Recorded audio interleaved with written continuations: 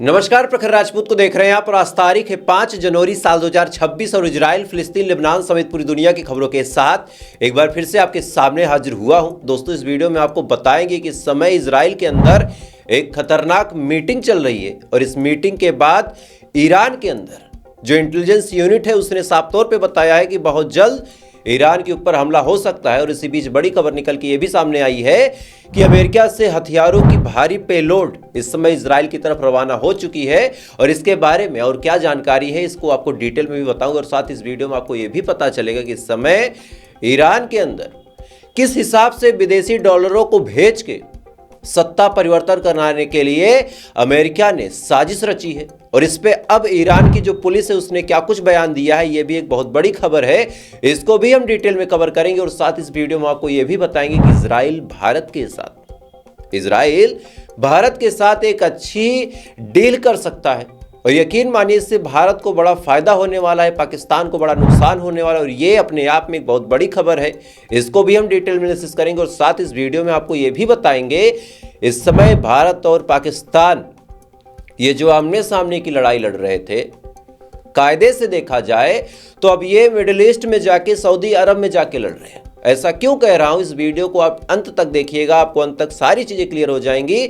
इस वजह से वीडियो को आप पूरा जरूर देखिएगा। और साथ ही अगर आप चैनल पे नए हैं तो वीडियो को लाइक करके, चैनल को सब्सक्राइब करके अपना प्यार जरूर दे दीजिएगा। और साथ ही कमेंट बॉक्स में आप बता दीजिएगा कि आप इस वीडियो को कहां से देख रहे हैं, ताकि मुझे पता चले कि ये जो प्रखर राजपूत का परिवार है इसमें कोई मेरा चाचा है, कोई मेरा भाई है, कोई मुझसे छोटा है, कोई मेरी माँ होगी, कोई मेरी बहन होगी, वो कहां से देख रही है, ताकि कभी उस शहर में जाना हुआ तो कम से कम उसके घर पे रुक के 2 रोटी खा सकूंगा। तो आप कमेंट करते रहें, तब तक एक करके दोस्तों मैं आपको खबरें बताता हूं।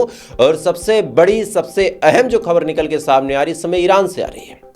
दरअसल ईरान इस समय बारूद के ढेर पे बैठा हुआ है और इस बारूद के ढेर पे बैठाने का काम इजराइल और अमेरिका ने किया। सबसे पहले इजराइल ने भड़काया ईरान के लोगों को और कहा कि अगर आज आप अपनी सरकार को गिरा देते हैं तो आपका बड़ा फायदा ये होगा कि आपको अमेरिका से ताल्लुकात अच्छे करने के मौके मिल जाएंगे। आपके यहां जो महंगाई है, आपके यहां जो गुर्बत है, वो चीजें दूर हो जाएंगी। आपका देश कभी जंग में नहीं पड़ेगा और इस वजह से चारों तरफ अमनो चैन होगा, सारे सेंसर हट जाएंगे। और यह भी बताया कि किस हिसाब से जो ईरान है वो बिलियंस ऑफ डॉलर हिजबुल्लाह और हमास को फंड करने में खर्च करता है। अब ये बात जब इजराइल ने बोली तब तो कुछ नहीं हुआ, लेकिन जो मोसाद के एजेंट थे उन्होंने अपना खेल शुरू किया और 2-4 लोगों की भीड़ लेके प्रोटेस्ट करना शुरू किया। और धीरे धीरे ये प्रोटेस्ट इस हिंसक लेवल पे पहुंच गया कि ईरान की आवाम भी कंफ्यूज हो गई कि कौन सही है कौन गलत है। अब जब धीरे धीरे जांच पड़ताल हो रही है, अब अपडेट निकल के सामने आ रही कि जिन नेताओं ने प्रोटेस्ट शुरू करवाया था उन्होंने अमेरिका से भर भर के डॉलर लिए थे, भर भर के। और इसी पे अब ईरान के पुलिस अफसरों का बड़ा बयान निकल के सामने आया है कि वो अब ईरान के लोगों को गिरफ्तार करेंगे, खासकर उन लोगों को जो प्रोटेस्टर्स बने थे और लीडर्स बने थे। دستگیری هدفمند لیدرها شروع شده. چه لیدرهای در فضای مجازی که تعداد زیادشون دستگیر شدن، چه لیدرهایی که در جمع जो नेता बन के प्रोटेस्ट कर रहे थे उनकी जांच पड़ताल होगी और जांच पड़ताल में अगर पाया गया कि इनकी अमेरिका डॉलर से फंडिंग हुई है तो उनको उठा के, हाँ समझ जाइए आप। इधर ये तमाम चीजें दोस्तों चल ही रही हैं। इधर ईरान ने एक बड़ा ही दुखद मोड़ देखा है अपने जीवन में। ईरान की आवाम ने अपने ही अस्पताल पे कब्जा किया, सरकारी अस्पताल पे, और उस अस्पताल में तोड़फोड़ शुरू कर दी। उसका वीडियो आप देखिए।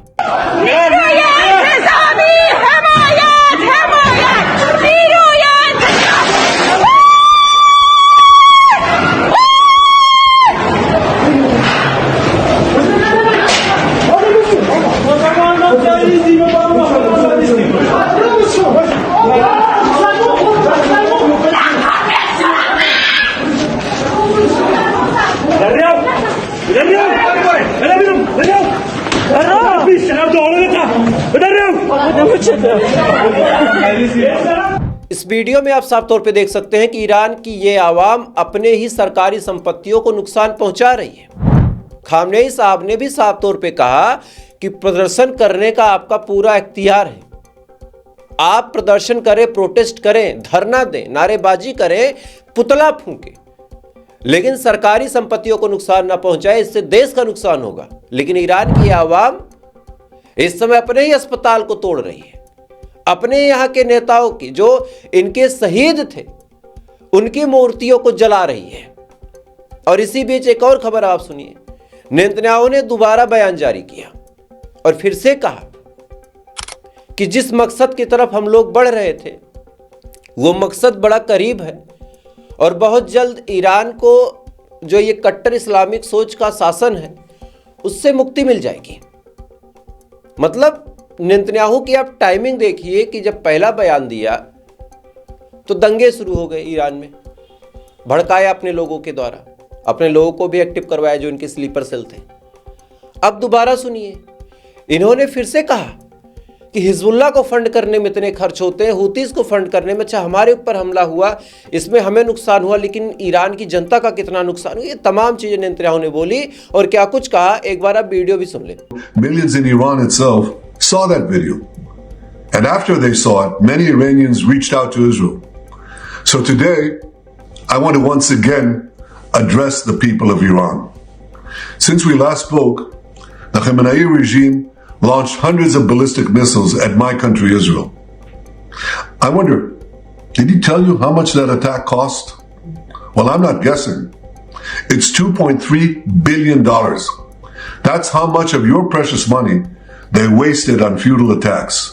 $2.3 billion. The missiles did marginal damage to Israel. But what damage did they do to you?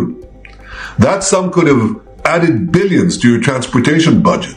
It could have added billions to your education budget. But instead, Khamenei exposed the regime's brutality and turned the world against your country. He robbed you of money that should have been yours. I want you to imagine, just imagine, how your life could be different if Iran was free. You could speak your mind without fear. You could make a joke without wondering if you'd be carted off. इस video में आप साफ तौर पे सुन सकते हैं कि किस हिसाब से ईरान की आवाम के साथ सिंपैथी गेन करके बेंजामिन नेतन्याहू ईरान के अंदर तख्ता पलट करने की पूरी कोशिश में जुटा है। और इसी दौरान अब आपको एक बड़ी चौंकाने वाली बात बताता हूं। रिपोर्ट आपके सामने है, इस रिपोर्ट को आप जरा ध्यान से देखिएगा, बहुत ध्यान से। इस रिपोर्ट में क्या लिखा है? जिनको इंग्लिश आती है अच्छी बात है, नहीं आती तो और अच्छी बात है। विदेशी भाषाओं से हमारा कोई लेना देना नहीं है, हमारी हिंदी उर्दू बहुत है। बहरहाल इस रिपोर्ट में साफ तौर पे लिखा है कि 4 घंटे तक इजराइल के अंदर रीजनल जो इशू है, गाजा, लेबनान, सीरिया, ईरान, ये जो 4 मेजर इशू हैं, इनको लेके 4 घंटे तक मीटिंग चली। और अब एक नए मिशन की तैयारी हुई है और मिशन का नाम है मिशन आयरन। मिशन आयरन नाम से एक मिशन चलाया गया है। अब ये मिशन किसके खिलाफ है नहीं पता। एक और रिपोर्ट निकल के सामने आई है कि अमेरिका से भारी मात्रा में असिस्ट यानी भारी मात्रा में हथियार इस समय इजराइल की तरफ आ रहे हैं, बहुत भारी मात्रा में। और ये दोनों रिपोर्ट और नेतन्याहू का बयान और ईरान में जो कुछ चल रहा है उसको आप देखें तो 2 ही देश निशाने पे हैं दोस्तों, या तो गजा या तो ईरान। क्योंकि ईरान की जो स्थिति है बड़ी नाजुक है, बड़ी नाजुक है। बहरहाल ईरान ने भी अपना डिफेंस सिस्टम निकाल के मिसाइल फायर की है। उसका वीडियो आप देखिए, स्क्रीन पे आप देख सकते हैं कि किस हिसाब से ईरान भी अपनी मिसाइलों की टेस्टिंग कर रहा है। और खासकर ऐसे मामले में और ऐसी टाइम पीरियड पे, इतनी क्रिटिकल टाइम है ईरान की कि अपनी आवाम को संभाले, इजराइल के खिलाफ जंग लड़े या फिर अपनी इकोनॉमी संभाले। मतलब सबसे मुश्किल दौर में है ईरान। और ब्रिक्स न्यूज में एक और खबर निकल के सामने आई है कि अब आयतुल्लाह खामनेई ईरान छोड़ के जा सकते हैं। जितने आप हैरान हुए इस खबर को सुन के उतना ही मैं हूं, लेकिन ब्रिक्स की न्यूज है, ये कोई अमेरिकन न्यूज नहीं है। ब्रिक्स मतलब वही जो रशिया, भारत, चाइना, ईरान, इनका एक संगठन है। उसी की न्यूज के हवाले खबर निकल के सामने आई है कि अगर सिचुएशन नहीं संभलती है, ईरान में प्रोटेस्ट बढ़ते चले जाते हैं और सत्ता परिवर्तन की नौबत आ जाती है, तो ऐसे हाल में जो सुप्रीम लीडर आयतुल्ला खमेनी हैं वो ईरान छोड़ के जा सकते हैं। कहां जाएंगे? रशिया। रिपोर्ट आपके सामने आप अपनी स्क्रीन पे देख सकते हैं कि ये सब भी हो सकता है, और यही सेम चीज इजराइल अमेरिका चाहते हैं, सेम चीज। खैर, इधर ये तमाम चीजें दोस्तों चल ही रही। इधर बहुत बड़ी अपडेट निकल के सामने आ रही सीरिया के हवाले से। सीरिया के ऊपर फ्रांस और ब्रिटेन ने बड़ा हमला किया है। रात में फ्रांस और ब्रिटेन के फाइटर जेट सीरिया के ऊपर आते हैं, आने के बाद मिसाइल से हमला करते हैं। हमला इनके हिसाब से आईएसआईएस के ठिकानों पे था, लेकिन साफ बात यह है कि जो काम अमेरिका ने वेनेजुएला के साथ किया, अब इसके बाद सबको मौका मिल गया। जो जिसको चाहेगा उसको मार देगा, जो जिसको चाहेगा उसके ऊपर अटैक कर देगा, और अब कोई यूनाइटेड नेशन बोलने वाला नहीं है। क्योंकि अगर कोई भी यूनाइटेड नेशन जैसा संगठन बोलने की कोशिश करेगा तो ऐसे हाल में सारे लोग एक ही बात बोलेंगे, भैया हमको काहे बोल रहे हो, हमको काहे बोल रहे हो, पहले उनको बोलना था। जब वो हमला करते तब आपकी बोली नहीं निकलती, हम हमला कर रहे हैं तो आप चिल्ला रहे हो। ऐसा थोड़ी ना चलेगा, ऐसा नहीं चलेगा। आप साफ बताओ, या तो अमेरिका को भी रोको, नहीं तो फिर हमको मत रोको। अब ये चीज पूरी दुनिया में आपको देखने को मिलेगी दोस्तों। खैर, इधर ये तमाम चीजें चल ही रही हैं। इधर डोनाल्ड ट्रंप ने बहुत बड़ा ऐलान किया, और क्या कुछ कहा भी आपको सुनवा दूंगा, लेकिन पहले इसके बारे में आपको बता देता हूं। वेनेजुएला तो एक बहाना था। वेनेजुएला को अटैक करके ईरान को भी तौला गया कि ईरान का क्या रिएक्शन आएगा, रशिया को भी तौला गया कि रशिया क्या करेगा, और यूरोपियन यूनियन को भी तौला गया कि वो क्या करेंगे, चाइना को भी तौला गया कि वो क्या करेंगे। लेकिन जब सब खामोश थे, सब महज बयानबाजी कर रहे हैं और कह रहे हैं कि यार गलत हुआ, अमेरिका यार लौटा दो मादुरो को, ऐसा नहीं चलता, तो अमेरिका समझ गया कि किसी में दम नहीं है कुछ बोलने का, तो चलो जो करना है कर लेते हैं। इसी के बाद डोनाल्ड ट्रंप का बयान निकल के सामने आया कि अब उनको ग्रीनलैंड भी चाहिए, और वो उनकी सिक्योरिटी के लिए चाहिए। क्या कुछ कहा है डोनाल्ड ट्रंप ने, वीडियो में आप सुन लें। We need Greenland for national security, not for minerals. We have so many sites for minerals and oil and everything. We have more oil than any other country in the world. We need Greenland for national security. And if you take a look at Greenland, you look up and down the coast, you have Russian and Chinese ships all over the place. इस video में आप साफ तौर पे सुन सकते हैं कि अब ग्रीनलैंड पे भी कब्जा करने के लिए अमेरिका पूरा प्लान बना रहा है। साथ ही एक दो और देश हैं जिनको अमेरिका ने धमकी देते हुए कहा कि अगर नहीं संभले तो तुम्हारा हाल भी वेनेजुएला जैसा होगा। यानी अमेरिका खुले तौर पे गुंडागर्दी पे उतर आया है। और आज सबसे अजीब और सबसे अफसोसनाक बात यह है कि अमेरिका को रोकने वाला, अमेरिका के खिलाफ जाने वाला कोई नहीं है। रशिया भी खामोश है कि यार जब हमारी लड़ाई नहीं है तो हम क्यों बीच में पड़े। चाइना कह रहा है कि यार छोड़ो, अपनी इकोनॉमी पे ध्यान देते हैं। अच्छा, इसके अलावा और किसी में सामर्थ्य है नहीं। जो बात साफ है उसको आप समझिए, इन दोनों के अलावा किसी में सामर्थ्य नहीं है, तो फिर कोई मतलब नहीं बना। खैर, इधर ये तमाम चीजें चली रही हैं। इधर भारत और पाकिस्तान की आपको 2-3 बहुत बड़ी खबरें बता देता हूं, क्योंकि ये खबरें आपके लिए जानना बिल्कुल जरूरी है। भारत और इजराइल के बीच बहुत ही ज्यादा स्ट्रेटेजिक समझौता हुआ है, और इसके तहत एक खतरनाक हथियार भारत को मिलने वाला है, जिससे भारत की बहुत ज़्यादा फील्ड्स में मदद हो जाएगी। ये देखने में तो 2x2 की एक जीप है। स्क्रीन पे आप तस्वीर देख सकते हैं। देखने से लग रहा होगा कि छोटी सी जीप है, ये क्या करेगी, लेकिन इसके बारे में आपको बताता हूं। दरअसल ये जीप AIEMM जीप है। यानी सबसे पहली बात तो इसमें कोई इंसान नहीं बैठेगा। ये इलेक्ट्रिकल सिग्नल से ऑपरेट होगी, यानी यहां से बैठ के आप सिग्नल दे दें कि इस जीप को वहां पहुंचाना है, तो ये आराम से टेस्ला की तरह खुद को ड्राइव करके वहां पे चली जाएगी।